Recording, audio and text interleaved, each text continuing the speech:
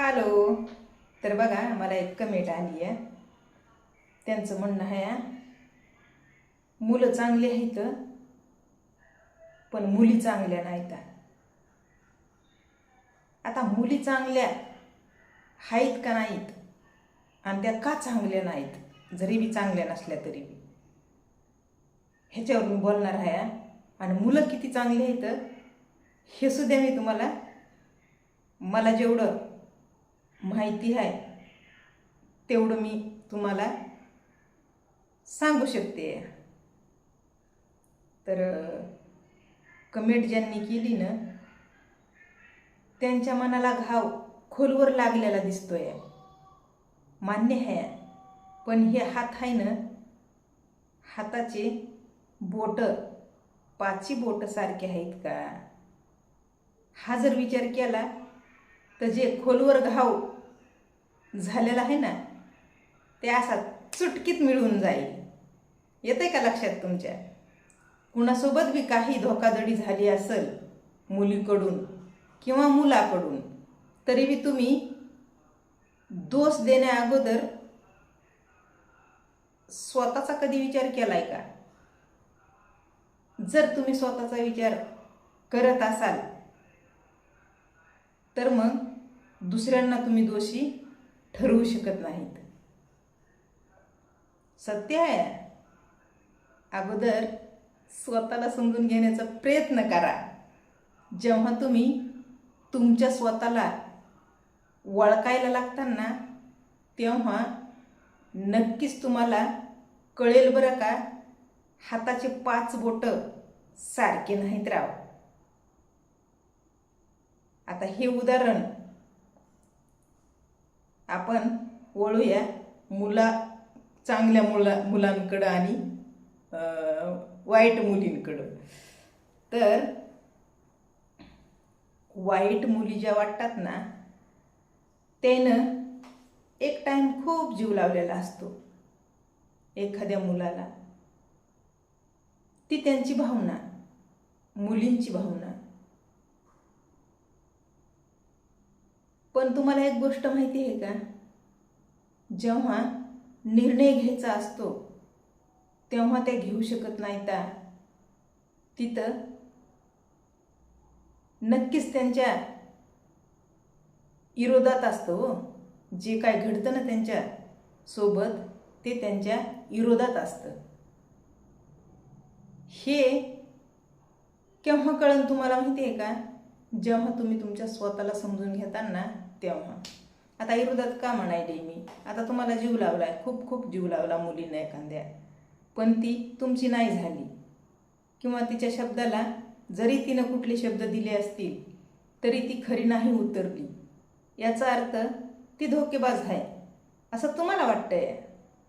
पण ती मायबापाच्या अपोजिट, म्हणजे मायबापाला ती बैमान होऊ शकत नाही. हां, मुद्दा हे आहे.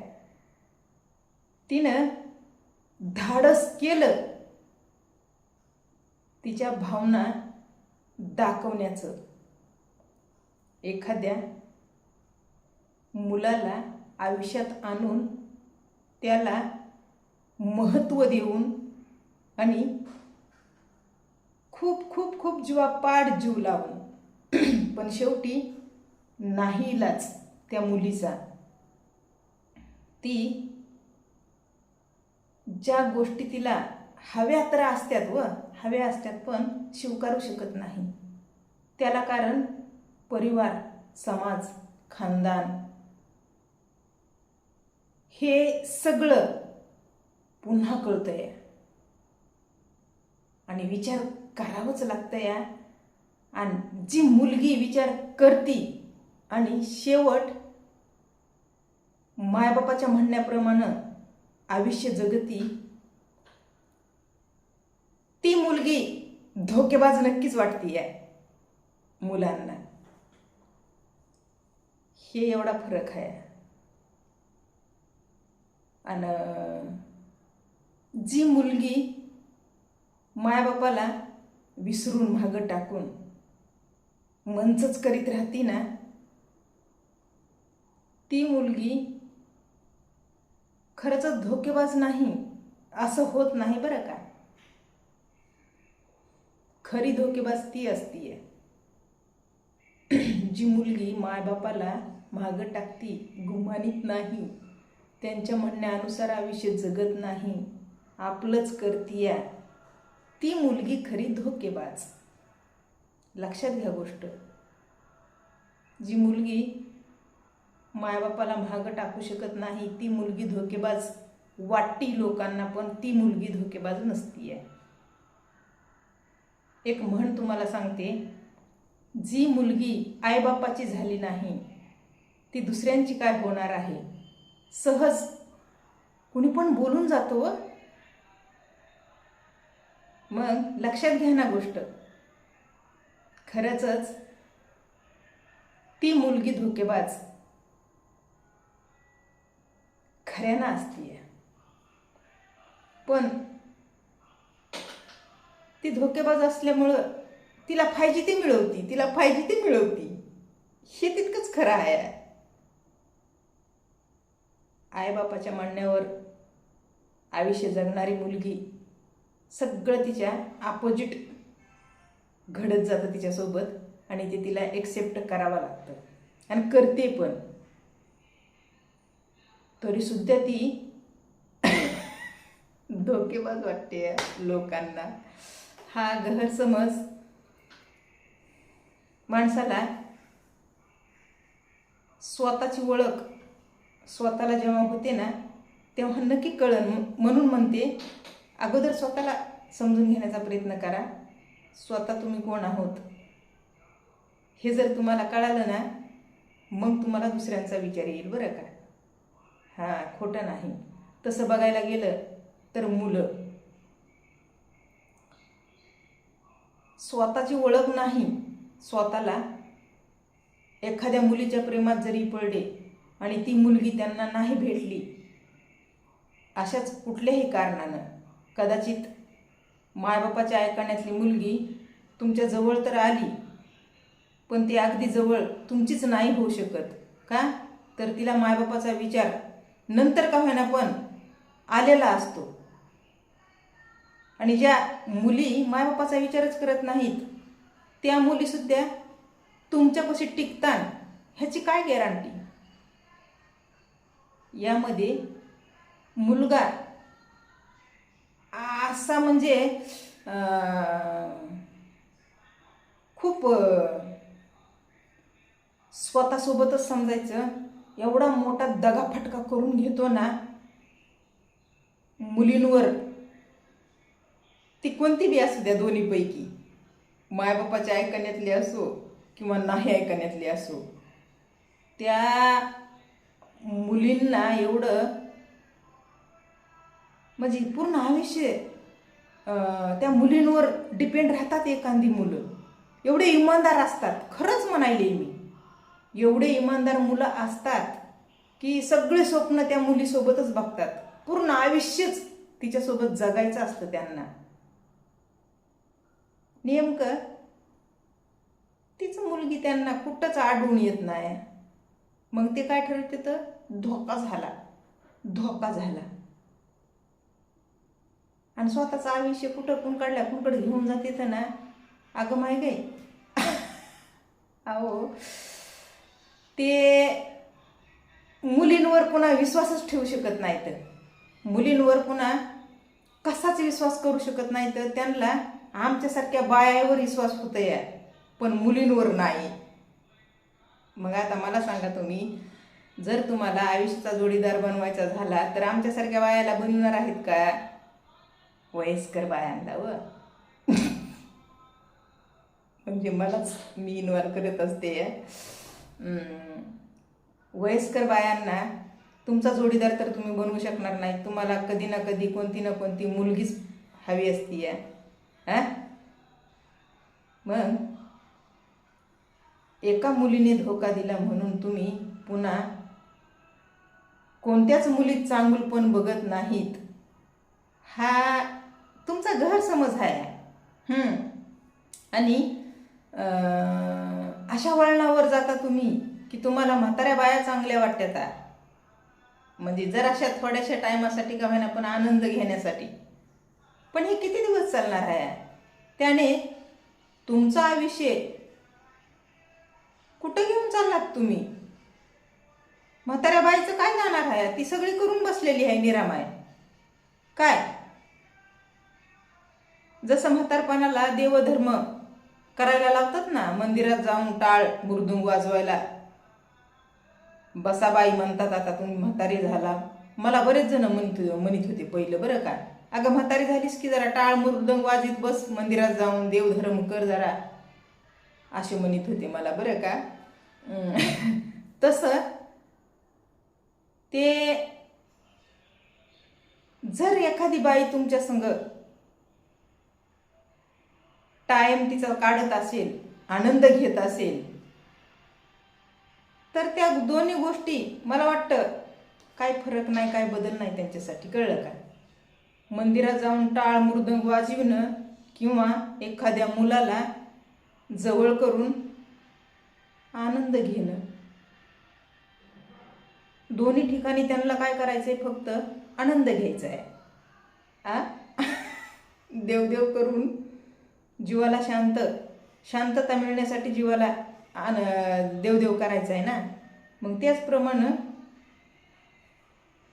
हे असं मुलांना जवळ करायचं, गोडगोड गुलुगुलू बोलायचं, वेळ निघून जात आहे.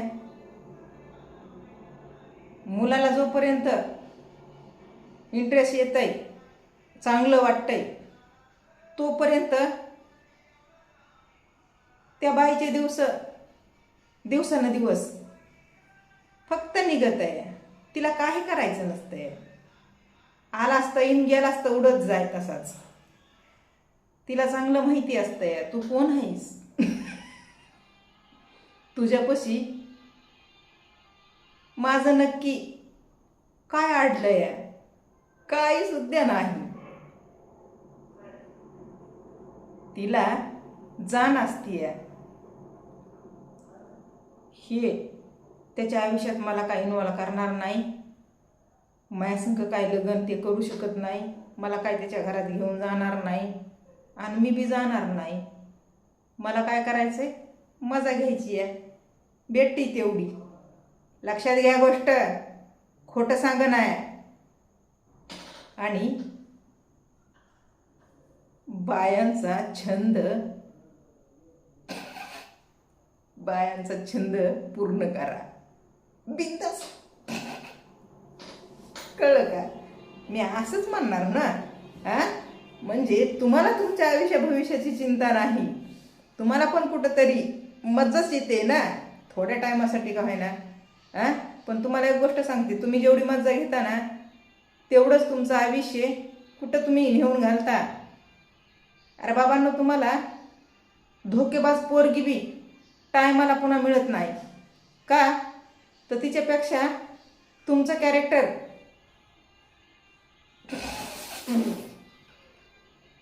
तुम्ही स्वतःच्या हातानं कुठं नेऊन घालता. पर्सनॅलिटी तुमची नंबर 1ला क्वालिटी होती ना तुमची. पुन्हा ही झाली किती, ती झाली किती, ती झाली ती. ह्या सोशल मीडियामुळे जास्त प्रमाण वाढलंय. येतं का लक्षात? मुलं चांगली नाही असतात, मुलं चांगल्या मुलांनाच खास करून दगाफटका अशा मुली देतात, ज्या की त्या आईबापाच्या होत नाहीत कधी. त्या चांगल्या मुलाच्या काय होणार आहेत? शेवटी अशा मुलाच्या घशात जाऊन बसत्यात. आगीना पिची डाल दे. कळलं का? चांगल्या मुलांना ज्या नादाला लावतात आणि पुन्हा पळ काढतात, त्या मुली त्यांना चांगलं कोण भेटणार आहे? म्हणलं ना, आगे ना पीछे डाल दे अशी गोष्ट असती. जशाच तसे, ह्या हाताने द्या ह्या हाताने घ्या, असं काम आहे आयुष्याचं. हं? मानवी जीवन कुठल्या कुठं गेलं राव. किती प्रगती व्हायली या. मोदी साहेब देवाच्या रूपात. आता फक्त काही करायचं नाही. हे भांडण तंटे मोर्चे उपोषण कसलीच गरज नाही. फक्त हात जोडायचे आणि मन्नत मागायची. नवस पूर्ण 100% तुमचा बरं का. सत्य आहे. मंदिर भव्य दिव्य लई पैसे मला म्हणायचे देत नाहीत. तेवढे पैसे तेवढ्या पैशाचं मंदिर बांधणार. कुणाचं ये नाही मला त्या द्यावायचे नाव. डायरेक्ट मोदी काय त्या मोदीचं मंदिर बनणार आहे आणि फक्त आपण नवस बोलायचं आहे. मोदीला बायको नाही, मोदीला परिवार नाही, मोदीला पुत्र नाही. मोदी बी असाच आहे आताच्या पोरा. म्हणजे देवाकडूनच वरदान आहे आता हे ह्या इथून पुढच्या पिढीला. नो लगन नो बायको नो काम धंदा, किसी का भी लूट माफ करो और पेट भरो. प्रगट व्हायले देव आता इथून पुढचे तसे, कळलं का. म्हणजे इथून मागचे देव त्यांची बघा एक रियालिटी समोर नक्की आली आहे इथून मागच्या देवाची. की जेवढे देव आहेत ना तेवढ्यांचं निर्माण कसं झालेलं असावा हे सत्य ह्या मोदी देवाच्या द्वारे, मोदी देवाच्या द्वारे सत्य समोर आलंय राव. आमच्यासारख्यांच्या, आम्ही येडेमुडे अडाणी लोक आणि नास्तिक आहेत शेवटी. देवाला नाही मानणारे पण नास्तिक असणं सगळ्यात प्युअर मला तरी वाटायला. हे असले देवधर्म का मानायचे जिवंतपणी. माणसाला म्हणजे कुणी ओळखीना, माणूस माणसाला ओळखीना, काट्या कुराड्या मारायलंय, हाणायलंय, तोडायलंय, मुलींचे बलात्कार व्हायलेत, मुलींचे शोषण व्हायलंय, मुलींना कुठे धरायलेत, हाणायलेत, रस्त्यानं ओढायलेत, काय काय व्हायलेत. तिथं देव पावन आहे. मोदी देव मंदिरात बसल्या पावणार आहे. आता हे भक्ताला राग येईन कुण्यातरी, हे का नाही.